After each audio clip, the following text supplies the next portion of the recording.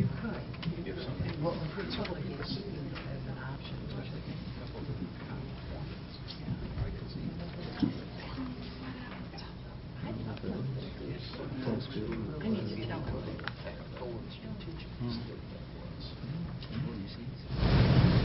need to tell him.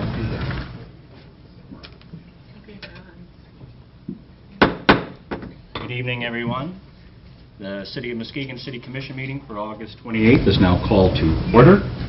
I'd like to call forth Pastor Josh Deere from Lakeside Baptist Church. Should he be in attendance tonight to lead us in prayer, followed by the pledge. And if we are missing a particular pastor, Vice Mayor, could you give us a blessing, please? Sure. Can I have everyone rise, please? Please rise. So bow our heads. Dear Lord, please guide our deliberations tonight. Allow us to make decisions based on the best information, and allow us to do so with honest and concern for our fellow citizens. In your name we pray. Amen. Amen. I pledge allegiance to the flag of the United States of America and to the republic for which it stands, one nation, under God, indivisible, with liberty and justice for all. Thank you, Vice Mayor. Thank you, John. It's okay. May we have the roll call, please?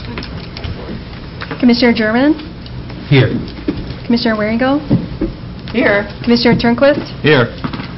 Commissioner Markowski? Here. Mayor Gowron? Here. Commissioner Hood? Here. Vice Mayor Spataro? Here. Thank you very much. Could we have the consent agenda, please? Approval of minutes, City Clerk. Summary request. To approve minutes of the August 13th Commission Work Session Meeting and the August 14th City Commission Meeting. Staff recommendation, approval of the minutes. Water main purchase, Public Works. Summary request. Authorize staff to purchase 8-inch water main and appurtenances from Aetna Supply. The water main will be used to upgrade 718 feet of 6-inch water main on Vulcan Street between Laketon and Larch using in-house workforce and equipment. Street repairs will be contracted out to Asphalt Paving Incorporated. Staff recommendation, approve purchase from Aetna Supply and Asphalt Paving Incorporated. Purchase of 2221 Surfwood Drive, Community Neighborhood Services. Summary request.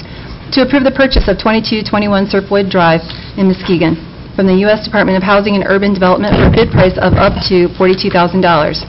After 2221 Surfwood is obtained, the city will renovate the property as a part of its home-funded home buyers program. Staff recommendation, to approve the request to purchase the property. Liquor license transfer request for Downtown Muskegon Incorporated, 1157 3rd Street. City Clerk. Summary request. The Liquor Control Commission is seeking local recommendation on a request from Agid LLC to transfer ownership of the SDM license with Sunday sale permits located at 1157 3rd Street from Downtown Muskegon Incorporated. Staff recommendation, all departments are recommending approval. Liquor license transfer request for Frontier Liquor Shop, 631 West Southern. City Clerk. Summary request. The Liquor Control Commission is seeking local recommendation on a request from S&M Camaro LLC to transfer ownership of the SDM license with Sunday sales permit located at 631 West Southern from S&R Cado LLC. Staff recommendation, all departments are recommending approval. Thank you. Commissioners, you've heard the consent agenda as presented. Are there any items you wish to have removed for further consideration? If not, I'll entertain a motion. Commissioner Turnquist? We accept the consent agenda as presented. Second. It's been moved by Commissioner Turnquist, seconded by Commissioner Waringo to accept the consent agenda as presented. Any discussion? Roll call, please. Commissioner Waringo? Yes. Commissioner Turnquist? Yes. Commissioner Markowski? Yes. Mayor Gowron? Yes. Commissioner Hood? Yes. Vice Mayor Spataro? Yes. Commissioner German? Yes. Motion passes. Thank you. May we have new business, please? Development and reimbursement agreement between the City of Muskegon Brownfield Redevelopment Authority, BRA, and Parkland Muskegon LLC, John Rooks, Planning Economic Development. Summary request. John Rooks has modified his plans for the High Point Flats project to include market rate apartment units which are more marketable in the current economy. Both Mr. Rooks and the city staff have been coordinating with the Michigan Economic Development Corporation, MEDC, to assist in additional funding for the project to enable construction to begin this year. The MEDC has agreed to provide loan funding to the project. This is a requirement that the local municipality also participate in the project. The local participation is proposed to be granting future BRA tax increment finance TIF capture for the High Point Flat property to Mr. Rooks. With approval from the city and the MEDC, the project is expected to begin within 30 to 90 days. Staff recommendation to endorse the approval by the BRA for the development and reimbursement agreement between the City of Muskegon, BRA, and Parkland and Muskegon LLC. Committee recommendation, the BRA will be meeting on August 27th to review the agreement. Commissioner Spataro? I would move that we endorse the Brownfield Redevelopment Authority's recommendation and adopt the agreement. Do I have a second? I'll second. It's been moved by Vice Mayor Spataro, seconded by Commissioner Wieringo, to endorse the development reimbursement agreement between the City of Muskegon, Brownfield Redevelopment Authority, and Parkland Muskegon LLC. John Rooks. Any discussion, questions? Can this be boiled down in layman's term? There we go. With the money, there's money coming from Brownfield, and that's a tax exempt area, I believe, to 2023 or something. Yes, I The will. impact on the city and... I will try. I told Mr. Paul I'd try to avoid having him Good. come You up can give us if I brownfield could, so redevelopment I'll for try Dennis. to do it, but if he has to help, I'm sure he'd be happy to. Also, John Rooks, I think most of you know John, is here tonight, and I believe he would like to say a word as well about the project and some of his future plans, either at the conclusion or after your vote if you want to wait. But yes, this is actually the entire former mall site was a Brownfield Redevelopment Authority site. We are able to capture taxes in that area. However, it's been a Renaissance zone, so we have not had any tax capture.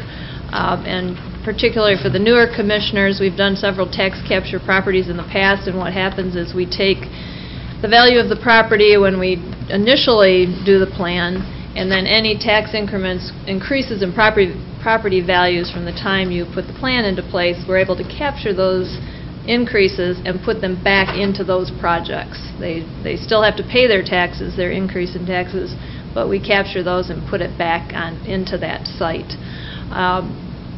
In this case, we haven't had them because of the Renaissance zone. We are starting, as most of you know now, we're starting to get a percentage of those taxes, the 25%, which we'll start seeing next year, as we ratchet down with the current Renaissance zone for the majority of that site, which already has started to end. However, Mr. Rook's property was granted an extension on his tax status, so he does go through 2023, although that one also will start in 2021 to do the 25% payment, and then 50, 75, and 100%. So we won't actually capture any of these taxes. This is just for his property. It's not for that entire site, so it's only for what the improvements that he's going to make on his property. So as those values go up, which they will considerably given his development that he will put into place, starting in 2021, we'll be capturing 25% of the taxes for his property, which will then turn around and go back to reimburse him for loans that he's taking out now to do the development. And then, as the agreement states, we can go up to repaying him back $750,000 from those tax increments. Again, he's paying that in taxes, but we're capturing it and giving it back to him to pay on the loan. Through December 31st, 2029, we aren't going to go any longer than that, so we're assuming he's going to have plenty of tax increments coming in due to the type of development. If he's not, we would not pay any more after that date, even if he had not gotten his full $750,000. So that's basically how that works. the brownfield funds up to 400,000, he draws on that up to that amount, and that money comes from something totally different. Yeah, he's financing it up front, and then we would pay it back. The additional amount up to the $750 is due to interest costs, which are actual costs that he's got from the loans that he's taking out. He will be paying interest on those loans all along, and then what he will do when he starts getting reimbursed through the tax increments is pay off those loans. Any other questions, input? And I should add, the Brownfield Redevelopment Authority did approve this at their meeting Correct. yesterday. Anything additional, Tim? No. I'm from okay. Commissioner Spataro? I was just going to say, since the developer's here, if he's willing to tell us a little bit about the proposal, that might be nice. Kind of peachy. Yes, it is positive news. You got a minute, John? I do. Come on up. When you get to the podium, if you could just give your name and address so we can read it into the record, I appreciate that. Sure. John Rooks, 5349 Lake Harbor, Norton Shores. And thanks for letting me speak briefly. I'll try to be brief. I see some new faces here, so this is my first time in front of the new commission. So nice to see you all. High Point Flats, if you're not sure, it's located right across from the post office in downtown.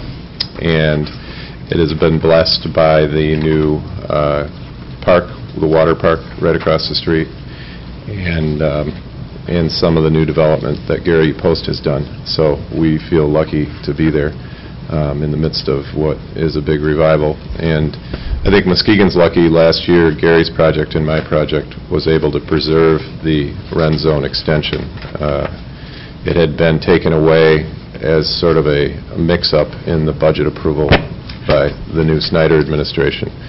And then with the combined effort of some of the local politicians and also the developers and a lobby firm that we all shared the cost of, we were able to get it reinstated. So it saved this project. It would have been almost impossible to do it without that benefit. So we're happy to be back.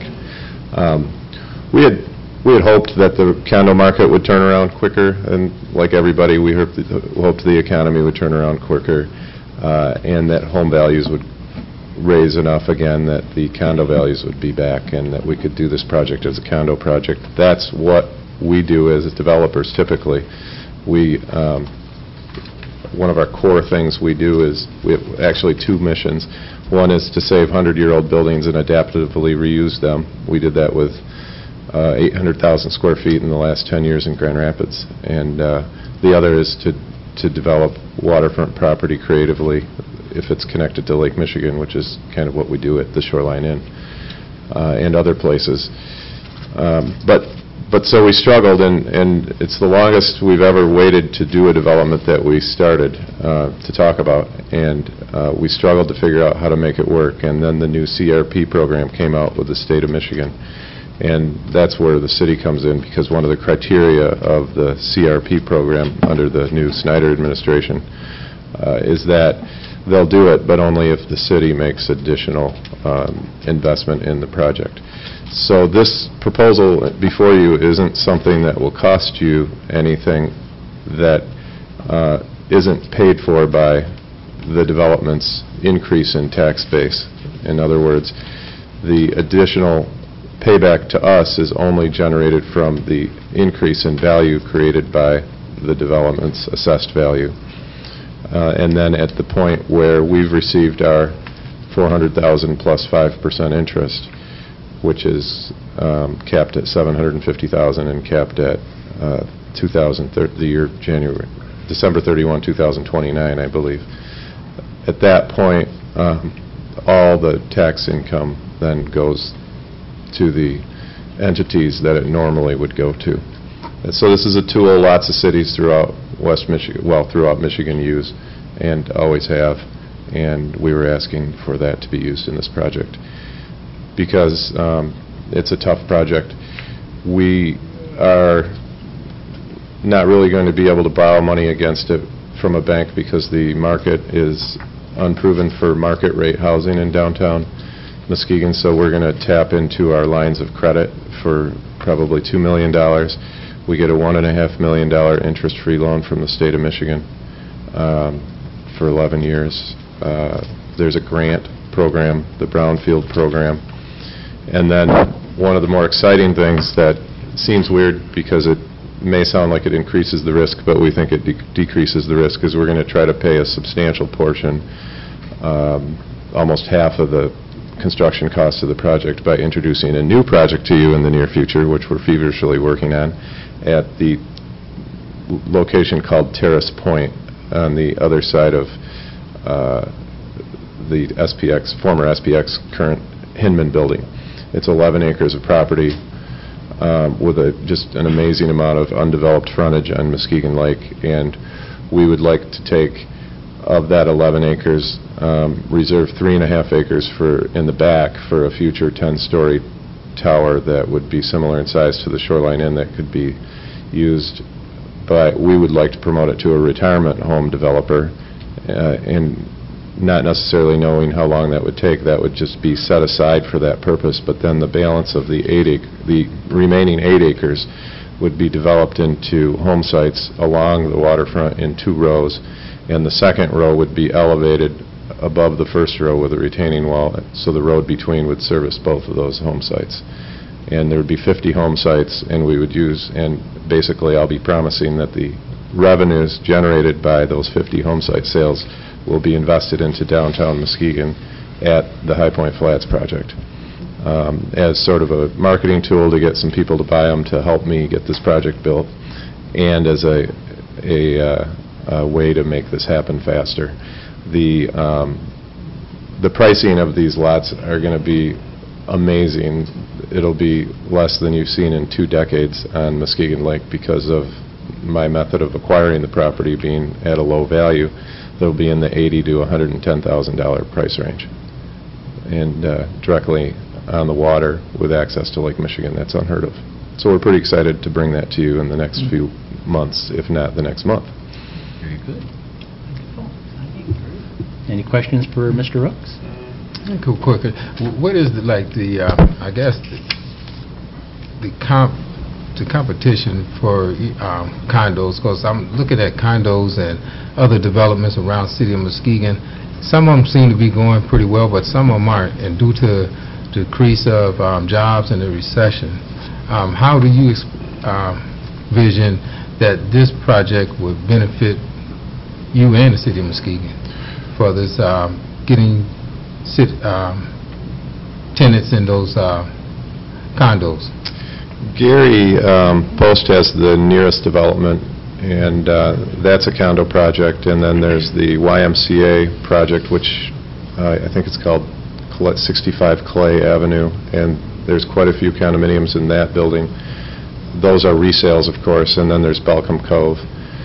That's the problem. If I was going to develop this into condominiums, the appraisals on the resales of those units would make it difficult for the people to get financing. So I have proposed this as apartments. And the apartments,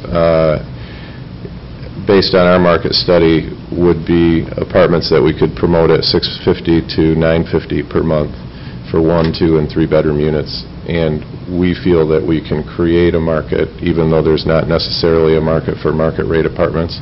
We didn't want to come to the city and ask to do subsidized housing or Section 8 housing, because there's plenty of that already, and it was made clear to me that there would be no support by the city if I did do that anyway. And so we are looking to do market rate housing to try to do for this, to be a catalyst for other market rate housing. If it succeeds, which we think it will, we'll get calls from appraisers and bankers and other developers trying to be involved in other projects, asking us for our numbers, which we'll readily share in order to encourage further development by other investors. Thank you. Okay, thank you. I said condos, I mean housing. Yep. Apartments, okay. Well, John, thank you very much. Thank you for your continued presence in Muskegon. Thanks for the great job you've done down at Terrace Point and at the Shoreline Inn and the restaurant and everything else. And it all sounds very exciting. We continue to, stand with you and hopefully be able to continue to partner with you in these great endeavors and investments. Thank you. Well, that's what it is, and that's what's needed, and thanks to everybody that goes to those places. Sure enough. Thank you. Well, if there's nothing else, may we have roll call, please? Commissioner Turnquist? Yes. Commissioner Markowski? Yes. Mayor Gowron? Yes. Commissioner Hood? Yes. Vice Mayor Spataro? Yes. Commissioner German? Yes. Commissioner Waringo? Yes. Motion passes. Thank you. And again, best of luck, John. Item B, please. Designation of voting delegates for the Michigan Municipal League Annual Business Meeting. City Clerk, summary request to designate by action of the Commission one of our officials who will be in attendance at the convention as an official representative to cast the vote of the municipality at the annual meeting, and if possible, to designate one other official to serve as alternate. Staff recommendation, approval. So do we have anybody going? I don't know about commissioners, but I do know the city clerk is planning to attend. And do we know if there's going to be a alternate? I do not know that. Okay. Well, if not, we can make a motion by somebody to place her as delegate. I would move that we appoint the city clerk as the voting delegate for the Michigan Municipal League Conference. Second. It has been moved by Vice Mayor Spataro, seconded by Commissioner Waringo, to designate the city clerk as the voting delegate for the Michigan Municipal League Annual Business Meeting. Any discussion? Just one thing. Yes, sir. For the new people, I really would encourage you at some point in your first term to go to at least one conference. It's a good networking experience. They have workshops that can give you a good grounding in some of the issues we deal with on a daily basis. And I found it, in my first couple of years in office, it very valuable to go. So if you can find the time, I would encourage any of you to go. It'll be worth your time. Thank you, Mr. Vice Mayor. If there's nothing else, roll call, please. Commissioner Markowski? Yes. Mayor Gowron? Yes. Commissioner Hood? Yes. Vice Mayor Spataro? Yes. Commissioner German? Yes. Commissioner Waringo? Yes. Commissioner Turnquist? Yes. Motion passes. Thank you. Is there any other business from the commission? Vice Mayor? I have one item. I know that the county and the sheriff and I guess other individuals are involved in a community charrette over the next several days regarding a new jail or a new youth home facility. One of the items I've seen on the agenda is the discussion of McLaughlin School as a potential site for the youth home. And I just want to go on record, I will try to sneak out of work on Thursday when they're going to discuss it. But I think that's a terrible idea. And I'm opposed to it. I hope if you have contacts with anybody at the county commission level that you share a concern if you have it. From my perspective, I know from the county-wide perspective, it's a convenient location in a building that can be gotten cheaply and perhaps renovated, although I suspect the cost of bringing that building up would be very expensive. But I look at it from the perspective, the message we're sending to a community. McLaughlin as a neighborhood is struggling and is making progress on becoming a good place to live. And they've just lost their elementary school, which in many respects was the heart of the neighborhood. And to replace an elementary school with a juvenile detention facility, what a terrible message to send to the children in that neighborhood. I can't think of a worse message to say, we're taking away your local means of education, but this is where you're going to go, which is detention. So I do think a new facility is needed, and I'm sure there are appropriate locations within the city of Muskegon to locate that, but I think I think an elementary school, particularly the McLaughlin Elementary, would be just a terrible, terrible place and would send a very, very terrible message to our children. And so I'm going to, like I said, I'm going to advocate with the people I know over there that's something we would like to see not happen. Okay. Thank you, Mr. Mayor. Thank you, Mr. Vice Mayor. I agree with you. Over in McLaughlin, I had a phone call last night that a flyer was being passed around with the manager's name and my name to be contacted about this issue. If anybody out there is watching, though, I would suggest that the best people to contact would be the county administrator, the chairman of the County Board of Commissioners, the sheriff, and anybody else, but anybody and everybody at the county building that are hoisting this. So call them, call me as well, and they'll help guide you through it, but I stand opposed as well. Do we have anybody here who has information on the charrette, so if the public want to talk directly to the decision makers, they know how to do that? We sent out some information about the dates and times to commissioners yesterday, I believe, about the dates and times. It was pretty general as far as a particular date at 8 o'clock in the morning till 8 o'clock at night sometimes. So it was pretty broad, but they have broken it down. And in terms of when they're going to discuss certain topics, and the person to speak to about that, as I understand it, is Mary Villanueva at the county. Okay. And that she is assisting with the coordination of that. But Vice Mayor, they have broken it down to they're going to talk about certain topics at certain times. I can read that off. Do you have that? Okay, Yeah. I don't know. The location of the charrette, if you want to call it that, is at Merrick, so that's the Michigan Alternative Renewable Energy Center down on the lake shore with consultants for public input.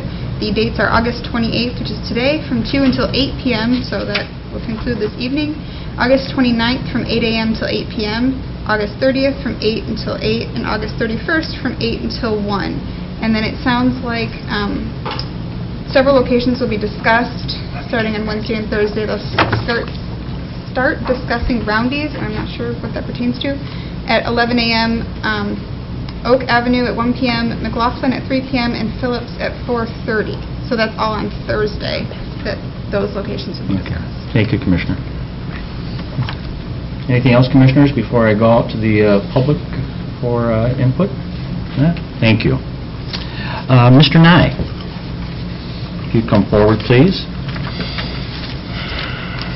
And name and address, please, just for the record. Thank you, Mr. Mayor. Good evening. My name is Roger Nye. That's N-Y-E. I live at 1495 Westwood Circle in Norton Shores. This has to do, of course, with the use of the SAPI site. I'm here basically on behalf of Occupy Muskegon, SOS, the jail, basically a coalition that we and other organizations have formed.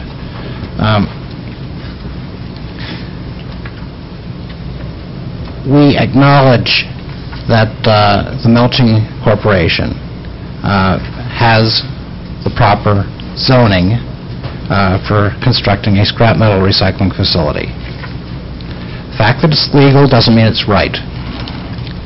We feel that we have been blindsided, at least betrayed at worst, by the actions of the Planning Commission in giving the green light to the scrap metal recycling facility, which is, environmentally speaking, about the equivalent of a toxic waste dump.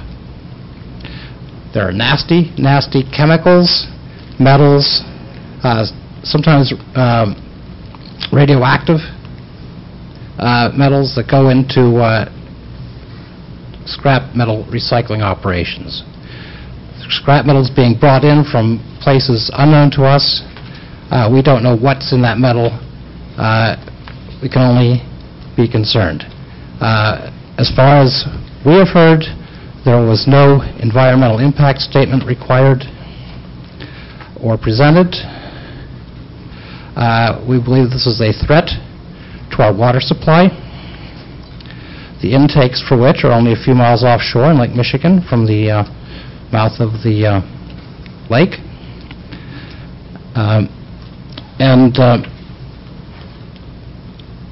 The scrap metal recycling facility is projected to run indefinitely. Melching Corporation has requested state permission to construct 2 docks to further that operation.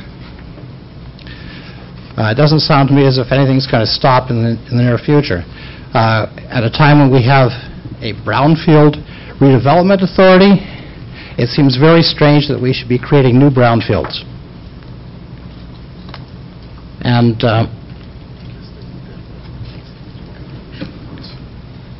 there is a definite threat in case we should have a serious flood as to what the consequences would be for our drinking water. The flood of 1986 came very, very close to breaching the 2 dams upstream. There could have been a tremendous wall of water in the area where the scrap metal facility is being built. I think we're headed in the wrong direction, and unless we hear positively from the city that they have some attitude as to how scrap metal recycling is going to be viewed in the future, and what legal means the city might want to take to induce Mr. Melching not to do the scrap metal recycling, we'll have to assume that the scrap metal recycling is all right by you. And so if you're going to be silent on the subject, that's what we're going to have to conclude. Thank you very much. Thank you, Mr. Nye.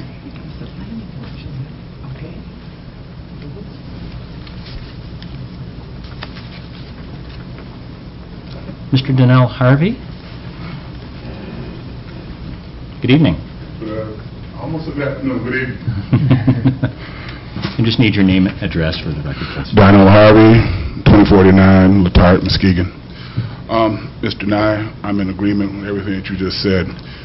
I didn't want to speak about that, but it's not a bad topic to think of. Individuals on this commission seem to think that a detention center in the neighborhood is a bad thing. It's not my neighborhood. I don't have any fear of my daughters going to the detention center, but they might work there. But the place where we eat, the place where we get our water from, and one of the most beautiful lakes and beaches and shorelines on the face of this earth, it'll be a dump for waste metals from other places that didn't want them. This individual is also, as Mr. Nye said, is introducing a dock. That's where you can ferry these waste products in on the water. What if an accident happens out there in the channel where some individuals bringing 2 tons, I'm thinking small, maybe 100,000 tons of scrap metal from some site that we don't know anything about, and it falls or it injures somebody in the lake. That's a very possibility that can happen. We should not allow ourselves to be used as dumps. It's because we seem to be the cheapest and we're not that desperate. Well, what I did want to talk to you all about is these tax abatements that I see that are being thrown about like candy at a kid's party.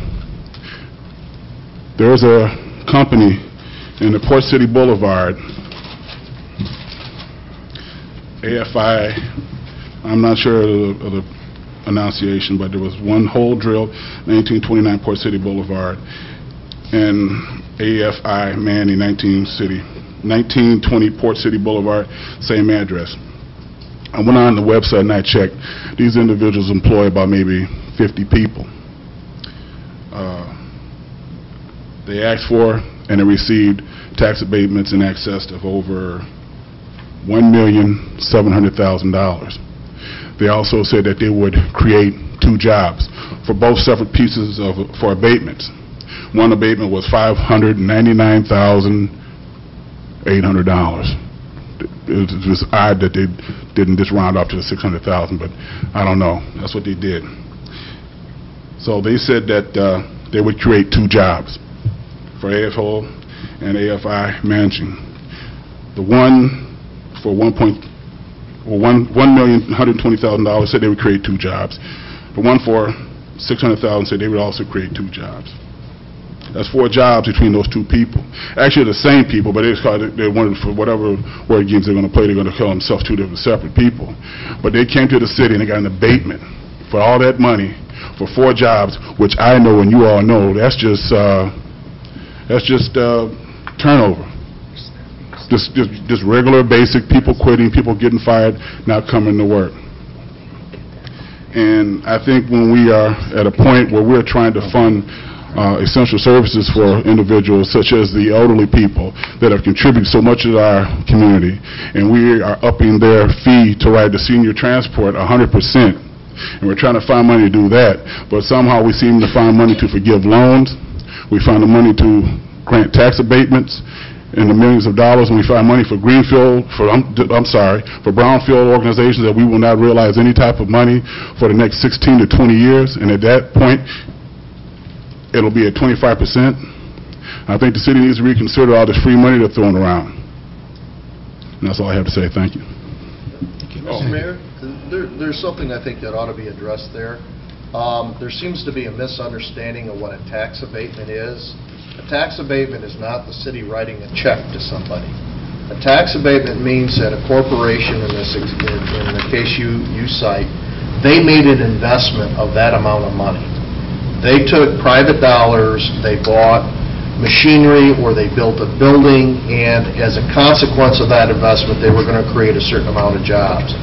Based on the size of investment, based on the number of jobs created, the city ordinance allows for us to reduce by up to 50% for up to 12 years the taxes they will pay on that increased investment.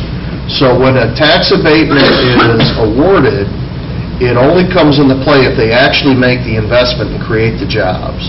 And the city and the other taxing entities receive more revenue than they would have received otherwise without that investment. So there's still more money coming into the city because of that tax abatement than if the investment had not been made. At the end of the abatement period, then it's fully taxed. I understand the advice, Mayor. My question is, no more so a question, but a statement of the fact is, an individual, like you said, they come in and make certain capital expenditures. Those expenditures that you're saying that they make or expansions, they may cover a piece of machinery that may cost $1 million. Right. They may do anything that is going to make a capital improvement upon that property. They can't take it with them. But I'm saying 2 jobs for $1 million+, and that $1 million+ may only be for a machine that cost $1 million. That other $600,000 is for. I'm sorry. That's the amount of investment they made. You can write them a check for $1 million. I'm not saying you wrote them a check, sir. The cash value of the abatement isn't $1 million. They made that investment. Right. That would have created an increase in taxes for them based on that investment. That increase is reduced, so they're still paying more taxes, but it's reduced for a period of time based on that investment having been made. But it's unrealized income to the city, because at that time you're letting them off on that hook, on that money that they're saying. In many cases, it's a very small amount of money in the context of the size of the investment and the length it'll be used. And in AFI's case, they had 0 employees when they came in and got their first investment. Now they have 50 people working. Quite honestly, I hope they come back and continue to invest and continue to grow that business, because that benefits the whole community when people have jobs and the company is doing well and is investing back into the community, which creates an expansion of the tax base. So I understand your concern, but the way you were describing it, I was concerned that people would misunderstand and think that the city took people's tax money and wrote a check to a private business, and that's not what happens with these kind of things. So their savings, probably, the one company that you had mentioned, their annual savings would be about, what, $12,000. $12,500. And again, you know, good or bad, these are inducements and tools that are used statewide, region-wide. We got to be in the mix if we're going to maintain and if we're going to be competitive we have to use the tools at our disposal, otherwise, they'll be going across the border or, somebody else's corporate line. And again, as the Vice Mayor said, we're not losing. Maybe we're not at the, the 100% of what we would be getting for the 12 years, but we are getting an increase, and it doesn't decrease anything they've been paying up to that point on their existing structure and their operations. Not to put too fine of a point on it, sir, but I'm sorry if someone out there thought I was saying that the city was writing them a check, unlike another organization that you all decided to do that to. What I'm saying is that we're not realizing that investment. My whole concern is the pioneer spirit that brought us one of the greatest cities on the lakeshore. And now you got companies that come in and no one wants to pay for anything. Everybody wants the city to pick up the bill on it, and they're not going to do it. You come in here with $1 million plus capital investments, you can give us 4 jobs, and that's in 6 years? But we're also getting the equipment that we can tax at the personal property, tax until Lansing takes that away. But your point is taken. And thank you. Okay, thank you. Is there any other members of the public that would like to address the commission? If not, I will entertain a motion to adjourn. A motion to adjourn. It has been moved by Commissioner Hood, seconded by Commissioner Waringo, to adjourn. All in favor? Aye. Are you sure? Then we stand adjourned. Thank you, everybody. It's working its way around.